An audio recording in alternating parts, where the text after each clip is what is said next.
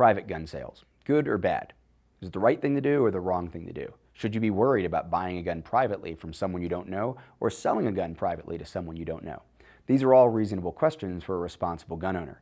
The fact is that private gun sales, gun show loopholes, these ideas that off-record gun sales are somehow automatically bad has certainly been perpetuated by those with an anti-gun agenda, and that information sort of gets passed around in the mass media, and then the middle ground of America that doesn't really understand how firearms ownership works might think, wow, if you're selling a gun privately and you're not using a licensed dealer, you're doing something wrong.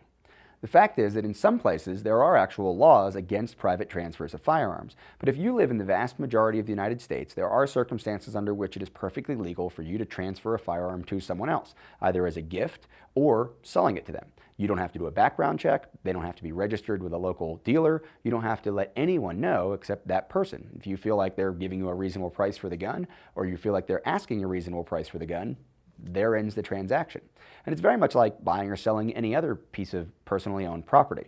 But there certainly comes a moral, ethical, integrity issue with the obligation you have to where that firearm ends up or where that firearm came from. It's going to be in your personal interest to have some idea of what's going to happen in both cases. Now again, this isn't always a legal issue. If there is a legal issue, then it should be pretty black and white. Either there are illegal private sales in your area or there aren't. If there aren't, it's not a good idea to do any private sale. You don't want to get involved in that, obviously. It's a violation of law. No responsible firearms owner would enter into that situation. So you go to the dealer. Your buddy wants to sell you a gun. Cool. You go to a gun shop, you do the appropriate transfer, you do the appropriate paperwork, you pay the appropriate fee to have that dealer take care of that transaction. But in the case that you are legally allowed to buy a gun from someone or sell a gun to someone that you don't know, what are the reasonable precautions that someone might take? Well, on the few occasions that I've done this, and in recent history I really haven't done it very much except maybe to give a gift to someone or to receive a gift from someone, when it comes to the actual transfer where maybe you've made an arrangement on the internet or you've met someone at a gun range or at a gun shop that you don't know very well and they have a firearm you want to buy or they want to buy a firearm from you and you're just going to go ahead and do that cash transaction, a couple of things I'd suggest you do. First, you want to make sure that you get some kind of idea who this person is. Get a photocopy of their ID, maybe you pull out your smartphone, your cell phone, and you take a picture of their driver's license.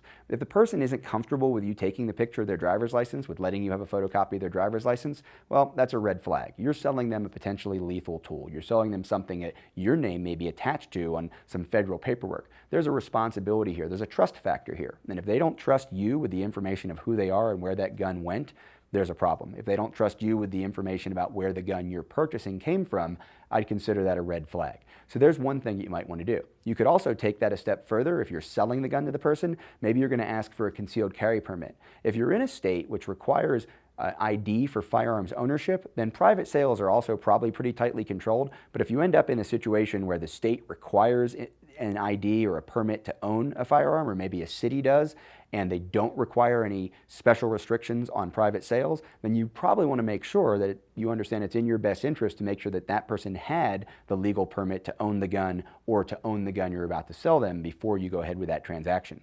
The other thing you're going to want to get, obviously, is a bill of sale. That bill of sale is going to be signed by both parties. It's going to maybe have the information about the price. That way you can say, okay, I didn't just give this gun to this person, I didn't just take this gun from this person, but there was an actual business transaction here. That'll probably be something you want to be able to say. Also, if for any reason that transaction, that sale, that transfer of one firearm from one person to another gets asked about by any authorities in the future. So a couple simple precautions. If you're going to do a private sale, first, make sure it's legal. Second, make sure you know who you're getting the gun from, who you're giving it to, and you have some way to track that information or share that information with the authorities if it becomes important in the future. That also will establish that trust between you and that person, that not only is the firearm exchange happening, but there's an information exchange happening as well. And in that last part is making sure that you understand that they can legally own the firearm as far as you know, or that they did legally own the firearm they're transferring to you as far as you know in the jurisdiction that you're actually doing that transfer in. You want to be careful about things like crossing state lines, and you want to be careful about any time somebody says, hey, let's make sure that no dealers know about this, or I don't want so-and-so or anyone else to know this transaction is happening. Probably another red flag. Private sales, when they're legal, nothing wrong with them whatsoever. I've engaged in them. I'm sure I'll engage in them again. But when I do, I'm going to take reasonable precautions to have the information at hand that I need to know that I'm not making a mistake or that I'm at least acting with appropriate responsible precautions in place when I do a private transfer.